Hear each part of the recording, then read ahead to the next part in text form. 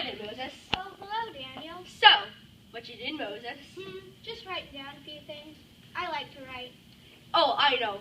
I seen Genesis, Exodus, Leviticus, Numbers, and Deuteronomy. You really like to write. Well, it's important to write down the great things that God has done. I hear you've written a book too, Daniel. What's it called? Daniel. Okay, I guess that'll do. But there's some really amazing stuff in there. Want to hear some? Well, remember that I'm Moses, so it's pretty hard to amaze me.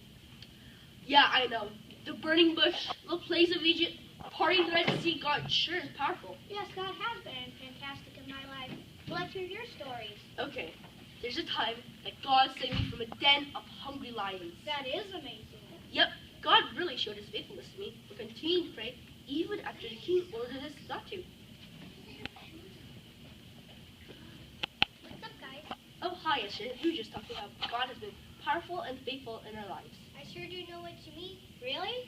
Oh, yes. God put me in a special position so that I could help save the entire nation of Israel. Is this story in a book? Yes, it is. What's it called? Esther. I should have known. So, how did you help save Israel? Well, an evil man was persecuting our people, and God arranged for me to become queen. Then he told me to go speak to the king about it. That doesn't sound too bad. Really? Going to see the king without being called could get me killed. God made sure that the king accepted me, and the evil man was killed instead, and our people were saved. What's all this about the king? Is my son here? Your son? Who is he? And who are you? My son is King David. Don't you forget it. The greatest king ever. I was talking about another king and how God helped our people when they were in trouble.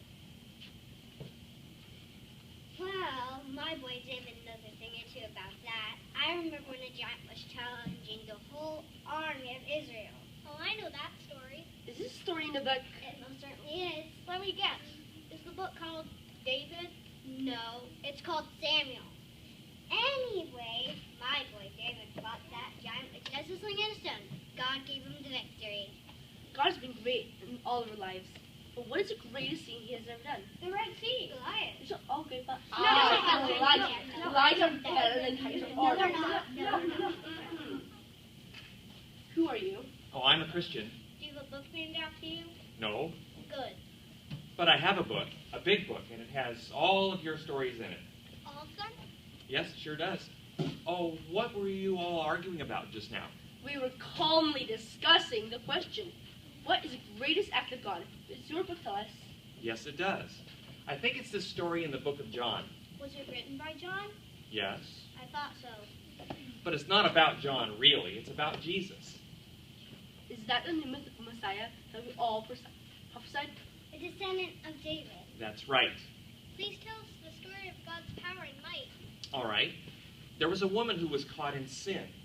All the people wanted to condemn her and punish her, but they brought her to Jesus, and he forgave her.